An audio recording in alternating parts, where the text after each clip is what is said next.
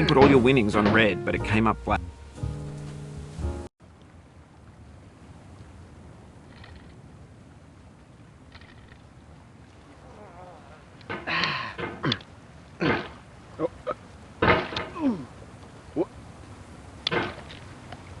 There's no feeling more intense than starting over. If you deleted your homework the day before it was due, as I have, or if you left your wallet at home and you have to go back after spending an hour in the commute. If you won some money at the casino and then put all your winnings on red but it came up black. If you got your best shirt dry cleaned before a wedding and then immediately dropped food on it.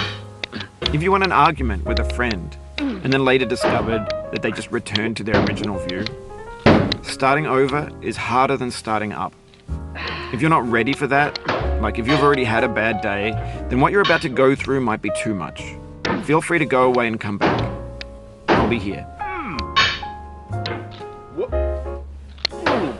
Alright, thanks for coming with me on this trip. I'll understand if you have to take a break at any point.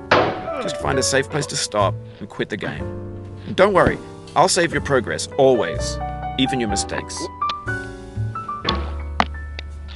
This game is a homage to a free game that came out in 2002, titled Sexy Hiking. The author of that game was Jazuo, a mysterious Czech designer who was known at the time as the father of B games. And B games are rough assemblages of found objects.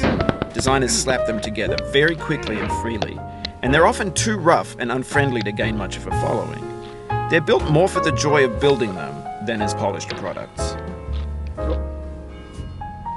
In a certain way, Sexy Hiking is the perfect embodiment of a B game.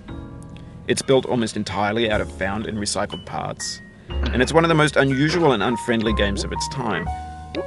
In it, your task is simply to drag yourself up a mountain with a hammer. And that act of climbing, in the digital world or in real life, has certain essential properties that give the game its flavor. No amount of forward progress is guaranteed. Some cliffs are too sheer or too slippery. And the player is constantly, unremittingly in danger of falling and losing everything. Anyway, when you start Sexy Hiking, you're standing next to this dead tree that blocks the way to the entire rest of the game. It might take you an hour to get over that tree, and a lot of people never got past it. You prod and you poke at it, exploring the limits of your reach and your strength, trying to find a way up and over. And there's a sense of truth in that lack of compromise. Most obstacles in video game worlds are fake. You can be completely confident in your ability to get through them once you have the correct method or the correct equipment or just by spending enough time. In that sense, every pixelated obstacle in Sexy Hiking is real. The obstacles in Sexy Hiking are unyielding, and that makes the game uniquely frustrating. But I'm not sure Jazuo intended to make a frustrating game. The frustration is just essential to the act of climbing, and it's authentic to the process of building a game about climbing.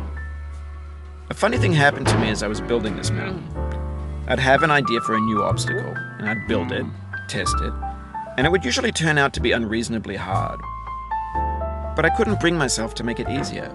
It already felt like my inability to get past the new obstacle was my fault, as a player rather than as a builder. Imaginary mountains build themselves from our efforts to climb them, and it's our repeated attempts to reach the summit that turns those mountains into something real.